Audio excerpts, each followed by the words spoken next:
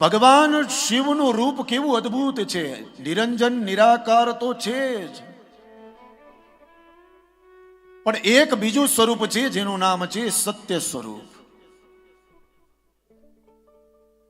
જેમ શ્રીમદ ભાગવત કથા જ્ઞાન યજ્ઞમાં પ્રથમ સ્કંદના પહેલા અધ્યાયમાં બતાવ્યું હતું કે સત્યમ પરમ ધીમહિ, જેમ ભગવાન કૃષ્ણ પણ સત્ય છે એ જ રીતે અહીંયા ભગવાન શિવ પણ સત્ય છે.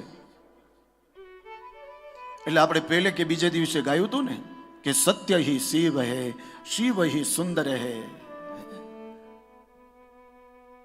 તો ભગવાન સત્ય રૂપ છે એટલે આ શ્લોકમાં કહ્યું છે કે સત્યમ સત્યમયમ ત્રિસત્યમ, ત્રણેય પ્રકારથી ભગવાન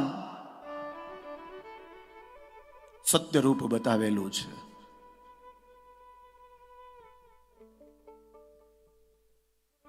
સત્ય પ્રિયમ સત્યદમ, ભગવાનને સત્ય ખૂબ પ્રિય છે.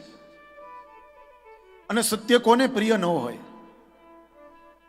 સત્ય દરેક વ્યક્તિને પ્રિય હોય. સાચું બોલે એ બધાને પ્રિય હોય, ખોટું બોલે એ પ્રિય ન હોય. એટલે મેં પહેલે કે બીજે દિવસે કીધું હતું ને કે આપણે સામેવાળા વ્યક્તિથી એવી આશા રાખતા હોય કે આ વ્યક્તિ મારા પાસે હંમેશા સાચું બોલે, પણ આપણો વારો આવે ત્યારે તો કે આપણે ખોટું બોલીએ છીએ એ આપણે જોતા નથી.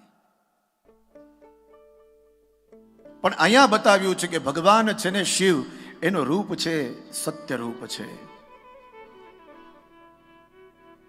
સત્ય પ્રિયમ સત્યદમ, ભગવાન શિવજીને સત્ય ખૂબ પ્રિય છે.